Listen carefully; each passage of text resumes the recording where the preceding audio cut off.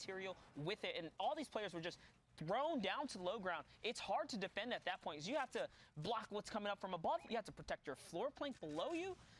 You can see there, he's going to actually use a shockwave. That's actually really odd. He throws a player out to the zone. You see for a second there, the lining did show someone in the storm, so it was successful. And there it is. Someone goes down, but Yogg's still at it. He's looking for the shotgun shot right here. And they're just going to win. They're just going to hold players out. I guess the shockwaves kicking them to the zone was worth. It kind of all went in their favor, huh? Yeah, it was a very unique ending right there, very casual. They straight up started doing weird edits on height at the end. Absolutely no respect.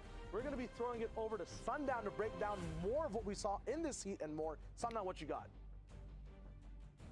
What I got is some more highlights from the early and mid, and then a great display of the power trio holding the high ground and kind of putting what I said a little bit to shame in the last analysis. They were able to stick together as a duo and run out the rest of the lobby, showing that teamwork and the prevalence and the ability to dominate. So very well played from them. Let's hop on in and see what went down in the match. So first, again, we're hopping on board with Toggle and his trio as they're able to get a knock and then put a great amount of pressure onto them. Stealing the wall on the other side, seeing the chug splashes go down and just going to work.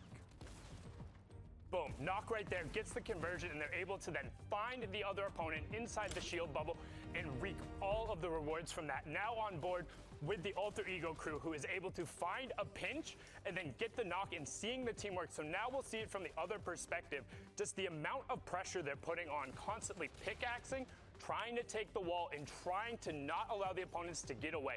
This is the early aggression that's disciplined through, and you can see Dennis Smith being able to catch the opponent out there. Nasir going down, stuck between a rock and a hard place on the side of the wall, and again, just putting these rifles to work on the backside of the storm and catching people in unfavorable positions. Now you can see Mev picking up Lynn there and able to avoid the trap. And this is a great rotation coming out from Moon as he's able to land right on the side of the bubble shield, box himself up, and catch a quick edit. You barely even saw him take that shot out, but now he's able to track down and get the loot from that to put his team in a great position. But now on board with the power trio as they just run out the high ground. And I mean, just watch here. Like his ability to track Jiren there, constantly checking his angles, and they were, again, never threatened. We talk about high ground control and being able to work top down and converting it into eliminations. There was a reason these guys were on top in this heat, and it was their ability to execute and finish in the end games. That is back-to-back victory royales running out from the power trio. And again, there's a reason they ran Heat 1. But now we're going to continue with our Middle East coverage. I'm going to hop into the casting booth, and joining me will be the fantastic, as Zeke said, amazing, individual, award-winning Dr. Lupo. I don't know about all that, but I appreciate it. Thank you, Sundown. We have one game left from Heat 1 in the Middle East, and man, it is coming down to the wire. A lot of really crazy plays, and you were taking a look at everything that we've seen thus far from that last match. The pace at which these players are playing, I think we've said it before.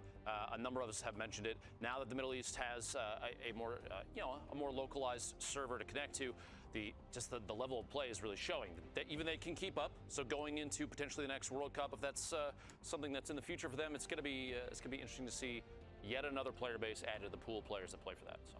I know, I enjoyed a lot seeing players coming out from India, Saudi Arabia, from Southeast Asia. They're all over the place, but the games are ready, so let's hop onto the battle bus and drop on in to continue our coverage of the Middle East. And again, apologies in terms of those who wanted to watch the European action. We're intending on watching that. Heat 1 did get moved to tomorrow during the same time as Heat 4, but I will also say I've really enjoyed getting an extended look. It's not a lot of times. I know during the World Cup coverage, we did go back and watch some of the Asia and Oceania replays, but we don't often get to do a deep dive into some of these other regions. So I'm really enjoying it as someone who tends to go back and watch a lot of the server replays just on my own. Getting to explain this and kind of show off these gameplay, it's really enjoyable to me. Believe me, I understand people want to see their favorites and things like